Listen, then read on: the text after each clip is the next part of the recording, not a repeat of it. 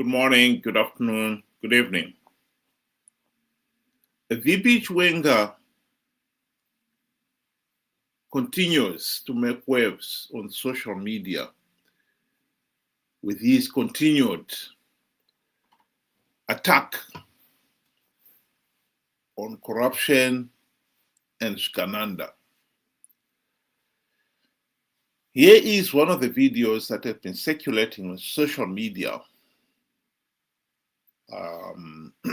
and has been making a lot of waves.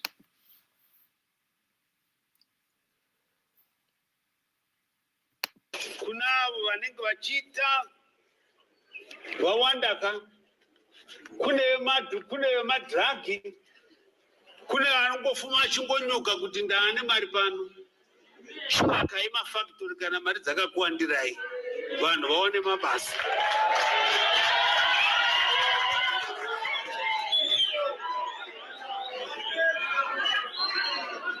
Akayi mafactory acho kuti vanhu vaone chi mabasa. Asi ndoda kuti kwamuri imi vechidiki hakuna munhu anochauya kuno achizovakira muZimbabwean basa, ringava refactory, ringava remumining, ringava muindustry, kungaa kutourism, kungaa kukurima. Ari kutouya kuzoswa kutorera zvinhu zvakachenda kusha kwake.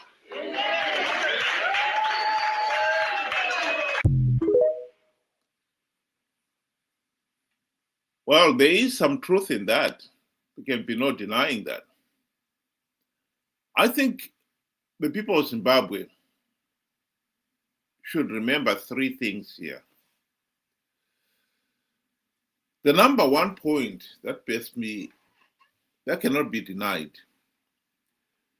it is that ever since Mnangagwa took over in 2017, he has splashed billions, in my view. In an earlier version of that same speech, Chiwenga was talking of 30 million. I think it's a lot more than that.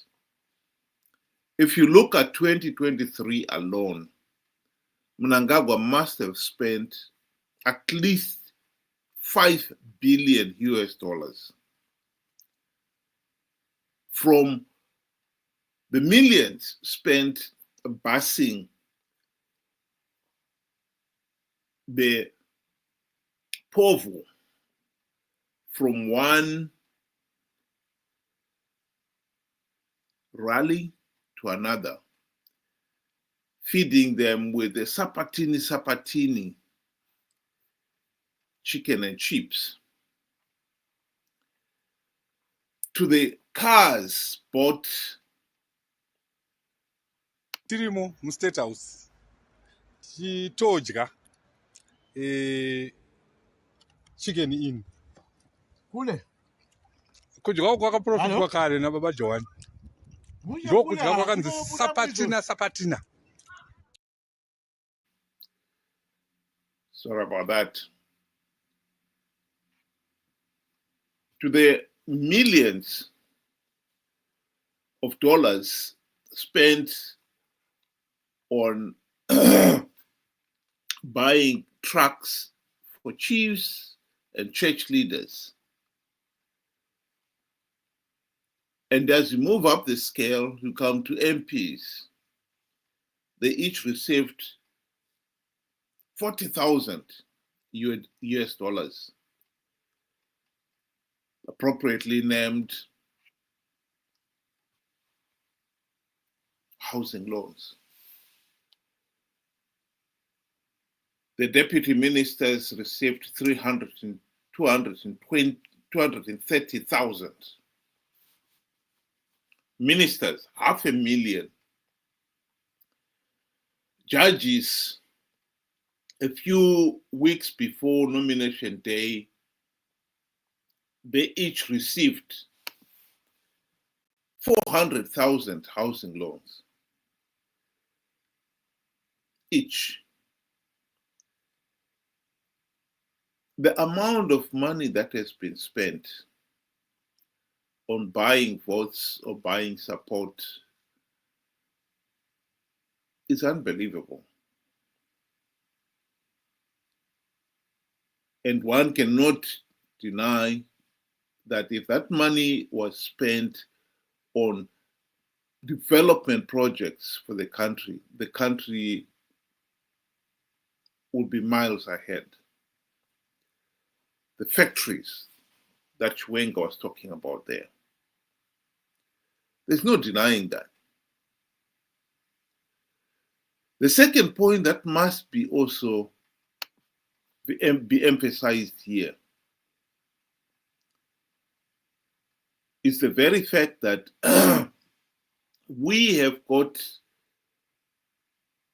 the nation is stuck with this ZANU-PF dictatorship.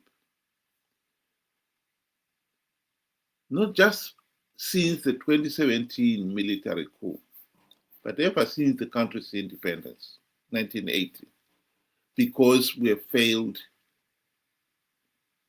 to hold free, fair, and credible elections, and thus failed to hold the regime to account. That is at the heart of our problem. And in those 45 years, Chiwenga has played his role. There cannot be any denying that he is just as corrupt, incompetent, tyrannical as Mnangagwa and the rest of the ZANU-PF thugs.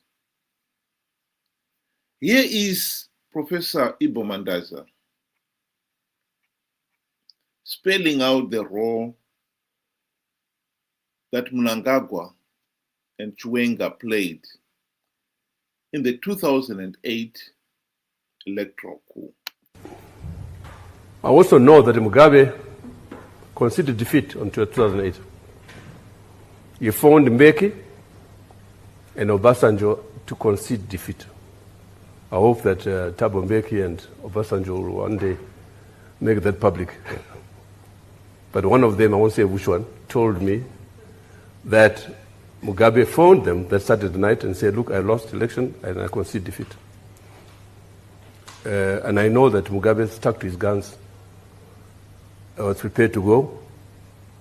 His wife was since bags packed to go somewhere on the following day when Mnangagwa and Chiwenga approached him and said, you stay where you are. And then they contrived the runoff,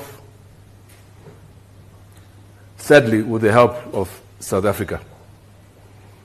And runoff took place, very violent. 360 people were killed. The South African, I came here as part of a delegation to Cape Town to see members of the ANC.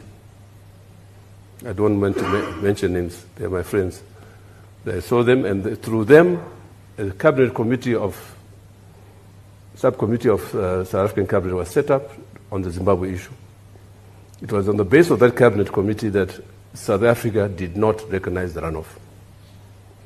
And indeed, it was the basis of that committee that Thabo sent the generals to South Africa, to Zimbabwe. I met them, and I was one of the few to have read the report, because I was flying to Joburg in the company of General Romano, who was a friend. He passed away, no? That's why, yeah. And I also took people who had lost their hands in the violence to the South African embassy in Harare. And Romano broke down in tears. How can a liberation movement treat these people like that? He was a broken man. So there's no doubt at all here in South Africa as to the brutality of the regime in Harare. So it amazes me, it angers me, in fact, when I hear the nonsense coming out of people like Mbalula's mouth.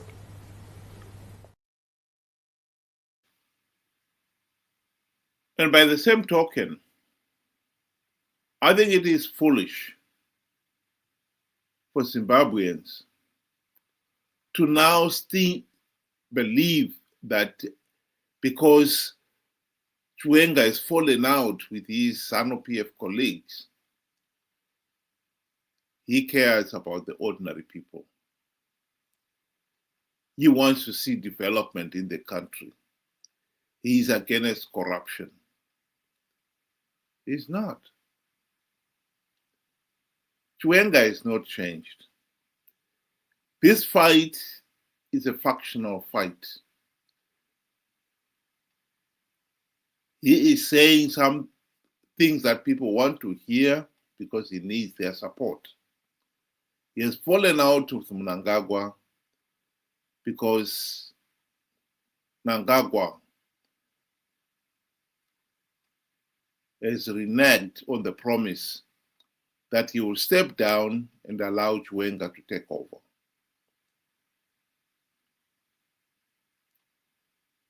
He has been part and parcel of ZANU-PF until this fallout. And if anyone thinks that he is not going to be a dictator, they are naive.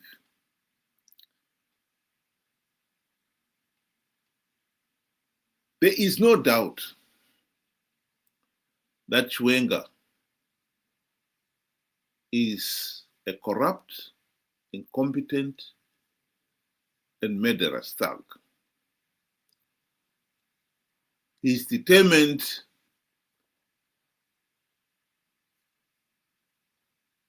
to fight his way into power, into State House, by hook or by crook. And it is foolish for ordinary Zimbabweans to believe that he is a Democrat.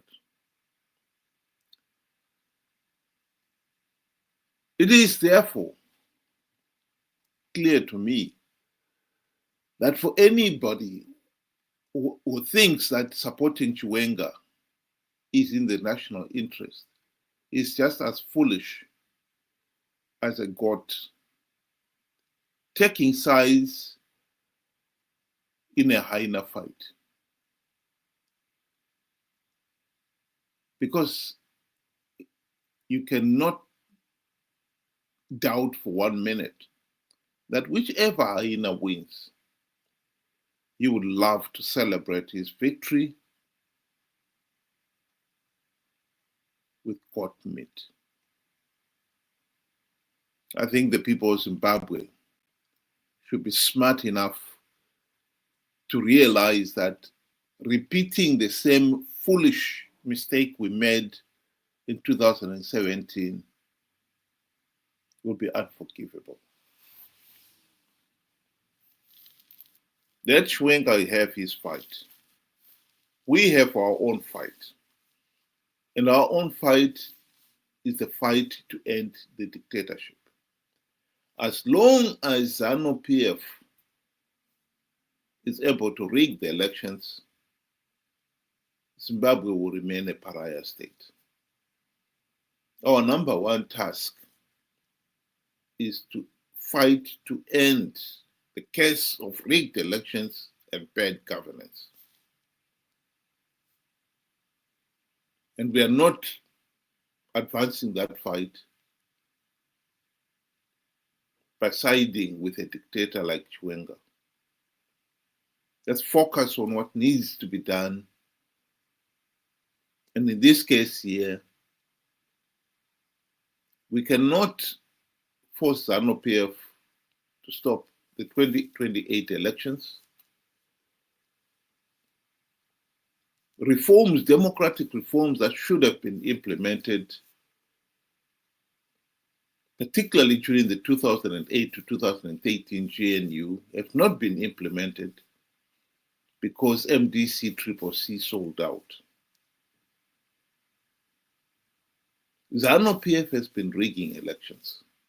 In 2023, ZANU-PF blatantly rigged those elections. SADC and the AU election observers condemned those elections. And they would have gone one step further and denied ZANU-PF legitimacy. If Nelson Chamisa had not conned millions of Zimbabweans to participate, giving the regime legitimacy. That has been our problem. 2028 is 3 years away. We cannot stop ZANU-PF going into those elections. And we cannot stop Chamisa and company participating in those flawed elections for the usual a few gravy train seats reward.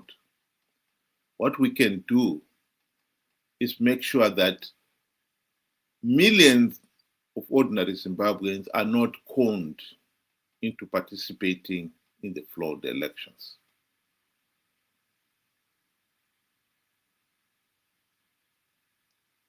If Zimbabweans do not participate in those flawed elections, ZANU-PF will not have legitimacy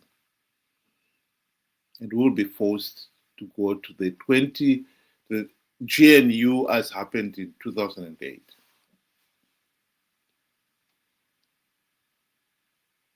In the new GNU, we can then fight to get those reforms that the nation has been dying for all along finally implemented. This is not an impossible task.